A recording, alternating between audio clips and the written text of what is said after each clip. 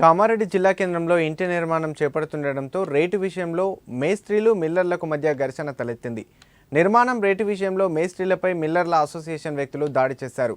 ఈ ఘర్షణలో 5గురికి తీవ్ర గాయాలయ్యాయి. సంఘటనా స్థలానికి చేరుకున్న పోలీసులు ఇరు వర్గాలను చెదరగొట్టారు. క్షతగాత్రులైన వెంకటేష్, రవి, మాలాద్రి, శ్రీనివాస్, సురేష్లను చికిత్స నిమిత్తం కామారెడ్డి ఏరియా ప్రభుత్వ ఆసుపత్రికి తరలించారు.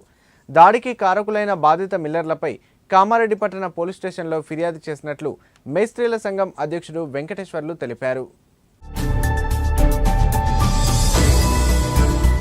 బాపూజీ సుధార సంఘం ఉపాధ్యక్షుడిగా పనిచేస్తున్నాం. గత నెల నుంచి కామారెడ్డిలో మిల్లర్ల అసోసియేషన్ వాళ్ళది చాలా రౌడీయుతంగా తయారయ్యి మా మేస్త్రీల మీద దాడులు చేయడం జరుగుతుంది. మేము నెల నుంచి పిలిచి మాట్లాడదామని చెప్పి పిలవటం జరిగింది. వాళ్ళు రాకపోగా మేమే వాళ్ళ దగ్గరికి వెళ్ళి మాట్లాడటం జరిగింది. వాళ్ళు ఒప్పుకోలేదు. మేము ఒక మిల్లర్ సంఘం పెట్టుకొని ఒక మిల్లర్ సంఘాన్ని ఏర్పాటు చేసుకొని మా అంతటా మేము ఒక సంఘంని మా సంఘం తరఫున మిల్లర్ పెట్టి మేము స్లాబులు పోసుకుంటా ఉన్నాం.